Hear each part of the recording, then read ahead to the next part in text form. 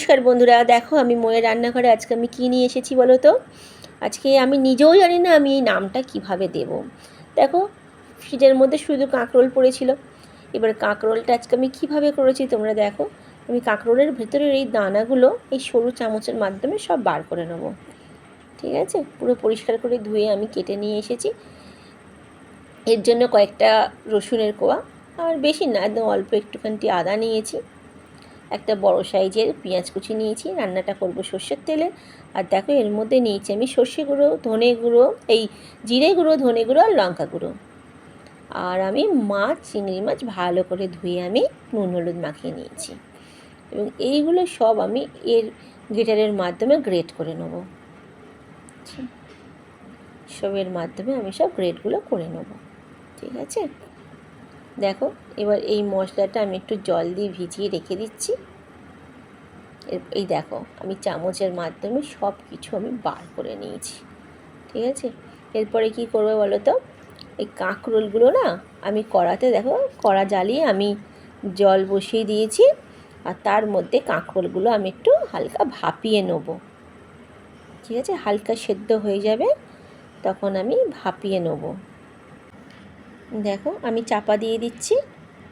এর মাঝখানে বলে রাখি বন্ধুরা, আমার চ্যানেল যদি তোমাদের ভালো লাগে, রান্না যদি ভালো লাগে, লাইক শেয়ার সাবস্ক্রাইব কমেন্ট অবশ্যই করবে।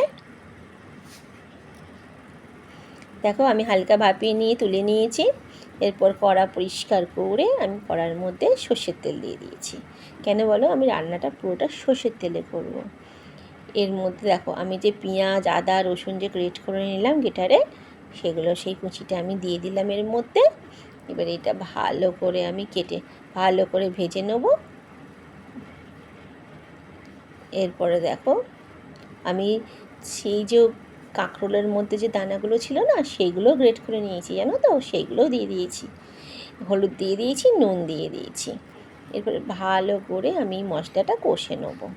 মশলাটা একটু ভাজা ভাজা হয়ে এলে যে চিংড়ি মাছটা আমি গ্রেট করলাম, সেই চিংড়ি মাছটা এর মধ্যে দিয়ে দিয়েছি।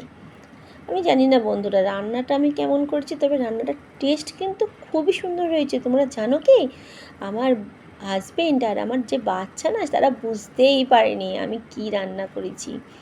বলছি তুমি বলো না কি করেছো, তুমি বলছি না তোরা খেয়ে বল, কিন্তু বলতে পারেনি, জানো তো। দেখো এরপরে জিরে ধনে আর লঙ্কা যেটা জলে ভিজিয়ে রেখেছিলাম সেইটাও এর মধ্যে দিয়ে দিলাম। এরপরে স্বাদ ব্যালেন্স রাখার জন্য হালকা চিনি দিলাম। দুর্দান্ত খেতে হয়েছিল বন্ধুরা, তোমরা এইভাবে একবার বাড়িতে করে দেখবে, একদম আলাদা স্বাদ। দেখো আমি ঠিক এরমভাবে লাল লাল করে আমার মশলাটা কষে নিয়েছি। আমি গ্যাসটা বন্ধ করে নিচ্ছি। কেন বলো তো, এটা একটু ঠান্ডা করতে হবে তো। দেখো আমি থালার মধ্যে ঢেলে নিয়েছি ঠান্ডা করার জন্য। আর এইদিকে আমার কাঁকরোলগুলো ঠান্ডা হয়ে গেছে। এরপরে আমি কি করব বলো তো, একটা পাত্রে আমি 1 চামচ ময়দা, 1 চামচ কর্নফ্লাওয়ার আর একটা ডিম, দেখেছো আমি ফাটিয়ে নিয়ে নিলাম। এবার সেটা ভালো করে তিনটেকে একসাথে মিশিয়ে নেবো। দেখো আমি কি সুন্দর দেখো মিশিয়ে নিয়েছি।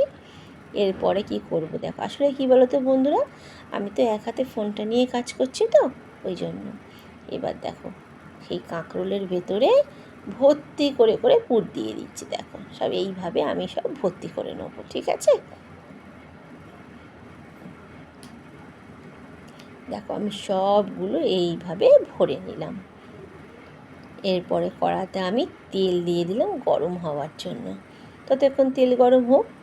এই ব্যাটারের মধ্যে ঠিক এইভাবে ডুবিয়ে ডুবিয়ে চারদিকটা ডুবিয়ে আমি ওই গরম তেলে এটাকে আমি এপিট ওপিট করে ভালো করে ভেজে নেব।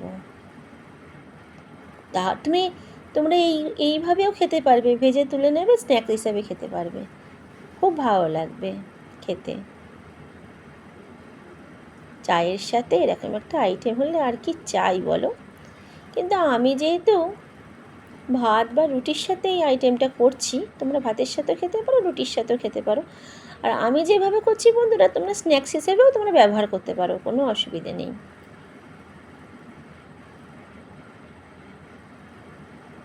দেখো বন্ধুরা এপিট ওপিট করে আমি ভেজে নিচ্ছি, ভালো করে আমি ভেজে নিচ্ছি প্রত্যেকটা।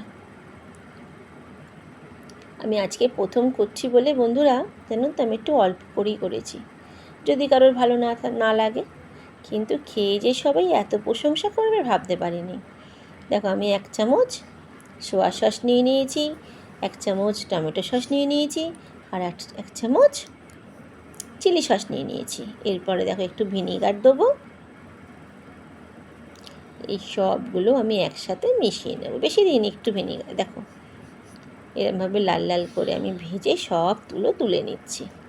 এরপরে কড়াতে যে তেলটা আছে তার মধ্যে যেটা আমি গুলে রাখলাম সব আমি দিয়ে দিলাম।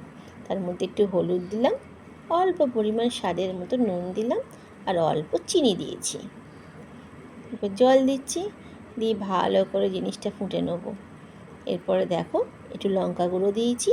আর হ্যাঁ, আমি কিন্তু ভাজা মশলা ব্যবহার করেছি, কোনো গরম মশলা দিইনি। এই ভাজা মশলাটা না খুব স্বাদের। এর মধ্যে সমস্ত রকম মশলা আমি একসাথে ভেজে গুঁড়িয়ে রেখেছিলাম। ব্যাস আমার রান্না তো হয়েই গেল বন্ধুরা। দেখো আমি এবার গ্যাস বন্ধ করে দিলাম, আমি চাপা দিয়ে দেবো। টাটা বন্ধুরা।